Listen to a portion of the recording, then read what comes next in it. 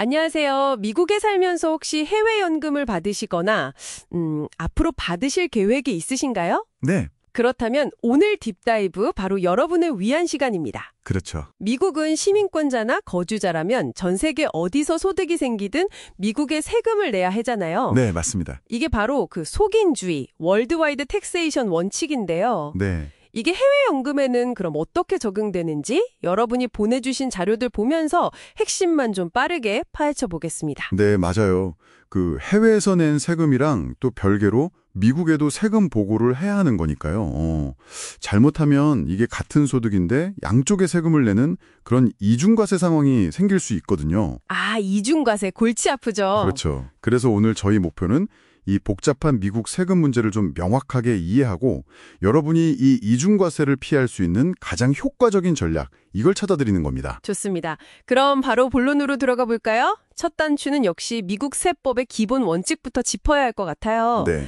미국 시민권자, 영주권자, 아니면 일정 기간 이상 거주한 외국인, 그러니까 미국 세법상 거주자는 해외 연금을 포함해서 모든 소득을 IRS에 그 폼 1040으로 신고해야 하는 거죠. 네, 맞습니다. 전 세계 소득이 다 해당돼요. 해외연금 당연히 포함이고요. 해외에서 이미 세금을 냈어도 미국 신고 의무 자체가 없어지는 건 아니라는 거네요. 바로 그 점이 중요합니다. 신고는 무조건 해야 하는 거죠. 바로 그 지점에서 이중과세 문제가 이제 시작되는 거군요. 그렇죠. 근데 이걸 해결하는 가장 중요한 제도가 바로 해외 납부세액 공제, Foreign Tax Credit, 줄여서 FTC라고 부르는 겁니다. FTC요? 네. 쉽게 말하면 외국 정부에는 소득세를 여러분이 미국에 내야 할 세금에서 그냥 직접 빼주는 거예요. 아, 직접 빼준다. 네. 상당히 유용한 제도죠. 외국에 낸 세금을 미국 세금 계산할 때 공제해준다니. 실질적인 부담을 확 덜 수 있겠네요. 맞습니다. 근데요, 해외에서 일할 때 많은 분들이 쓰는 그 해외 근로소득 공제? FEI라고 하죠. 그거는 연금에도 적용이 되나요? 아, 그게 또 많이들 헷갈려 하시는 부분인데요. 중요한 함정입니다. 함정이요? 네. FEI는 말 그대로 근로소득에만 적용이 돼요. 근데 IRS는 일반적으로 연금을 근로소득으로 보지 않거든요. 은퇴소득으로 보죠. 아, 연금은 근로소득이 아니다. 그렇죠. 그래서 해외 연금 소득만 있다면 FEI 혜택은 받을 수가 없어요. 그러니까 이중과세를 피하려면 거의 유일한 방법이 아까 말씀드린 FTC를 활용하는 게 되는 거죠. 그렇군요. 연금은 FEI 대상이 아니니까 FTC에 집중해야 한다. 알겠습니다. 그럼 많은 분들이 기대하시는 조세조약은요. 이거 좀 도움이 되지 않을까요? 이중과세를 막아준다거나? 물론 미국이 여러 나라하고 조세조약을 맺어서 이중과세 방지를 위해 노력하고 있습니다. 네. 조약에 따라서 어떤 특정 연금은 연금 받는 사람의 거주지국, 그러니까 미국 거주자면 미국에서만 과세하도록 그렇게 규정하기도 하고요. 그럼 좋은 거 아닌가요? 근데 여기에 저축조항이라는 saving clause라는 복병이 숨어 있어요. 저축조항이요? 그건 뭔가요? 좀 생소한데요? 이게 뭐랄까, 미국이 조세조약에 아주 작은 글씨로 단서를 달아놓은 거라고 보시면 돼요. 단서요? 네.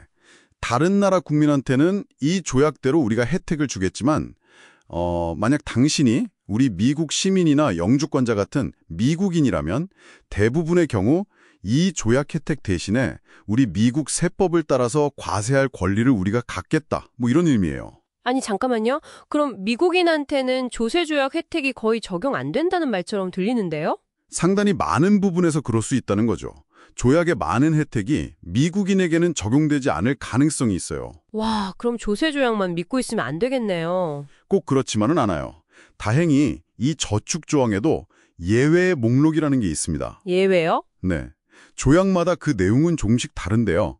만약 여러분이 받는 연금 종류, 예를 들어 공적 연금이냐 민간 연금이냐 이런 걸 다루는 조항이 이 저축조항의 예외 목록에 딱 명시가 되어 있다면 아하. 그때는 미국인이라도 조약 혜택을 받을 수가 있어요. 아, 다행이네요. 하지만 그렇지 않다면 여전히 저축조항 때문에 미국 세법에 따라 세금을 내야 할 가능성이 높은 거죠. 그래서 정말 꼼꼼하게 내가 받는 연금이 조약상 예외에 해당하는지 확인해야 합니다. 아주 복잡하지만 핵심적인 부분이에요. 와, 조세조약 정말 복잡하네요. 그냥 믿고 있다가는 큰일 날 수도 있겠어요. 결국엔 또 FTC가 중요해지는 거군요. 네, 현실적으로는 그렇죠. 그런데 세금 문제 말고 또 신경 써야 할 신고 의무가 있다고 들었어요. F 모시기 하는 거. 아, 네. FBR과 FATCA 말씀이시죠? 이거 아주 중요합니다. 네, 그거요. FBR, FATCA. 네, 이건 세금 신고랑은 또 별개예요. 여러분의 그 해외 금융 계좌, 뭐 은행 계좌나 증권 계좌 같은 거요. 그 계좌들 잔액 총합이 연중에 특정 시점에 일정 기준, FBR은 보통 $10,000인데요. 이 기준을 넘으면 매년 미국 재무부에 별도로 신고해야 합니다. 핀센 폼 114로요. $10,000면 사실 그렇게 큰 금액도 아닌데? 그렇죠. 그래서 해당되는 분들이 꽤 많아요. 그리고 중요한 건 해외 연금 계좌도 이 FBR 신고 대상에 포함될 수 있다는 겁니다. 연금 계좌도요? 네. 형태에 따라서는요. 그래서 반드시 확인해야 하고 FATCA는 또 기준 금액이 좀 더 높기는 한데 이것도 해당되면 폼 8938로 세금 보고할 때 같이 신고해야 하고요. 이걸 만약에 신고를 누락하면 벌금이 정말 어마어마하게 나올 수 있어요. 와, 세금도 세금이지만 이 계좌 신고는 진짜 놓치면 안 되겠네요. 절대 안 됩니다. 그럼 종합적으로 봤을 때 해외 연금을 받는 미국 거주자로서 가장 현실적인 대응 전략은 뭘까요? 다시 한번 정리해 주신다면? 네. 일단 조세 조약을 먼저 보시되 그 저축 조항 때문에 혜택을 받기 어렵다고 판단되면 결국 핵심은 FTC, 즉 해외 납부세 공제를 최대한 활용하는 겁니다. FTC 활용. 네. 외국에 연금 소득세 내신 거 증빙 서류 잘 챙겨서 폼 116 작성해서 FTC를 신청하는 거죠. 만약에 외국 세율이 미국 세율보다 높아서 공제 한도를 넘는 세액이 있다면 그 남은 세액은 다음 해로 넘겨서 2월에서 사용할 수도 있어요. 아, 2월도 되는군요. 네, 최대 10년까지 가능합니다. 그러니까 기록 관리를 철저히 하는 게 정말 중요하죠. 정말 복잡하지만 피할 수 없는 문제네요. 해외 연금과 미국 세금.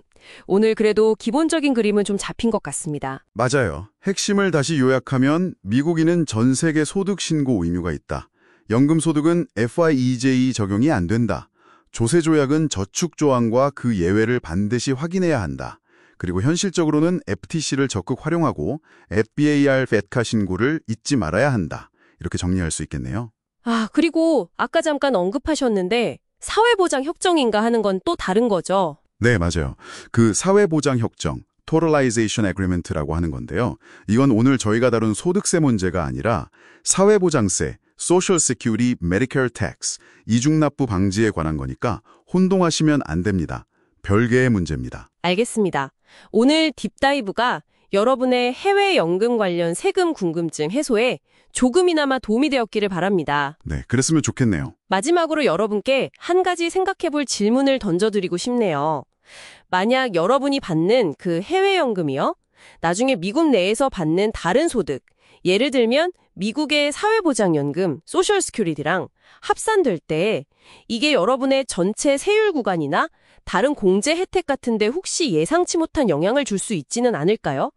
단순 합산 이상의 어떤 세금 효과가 있을 수도 있으니 한 번쯤 고민해 보시면 어떨까 합니다.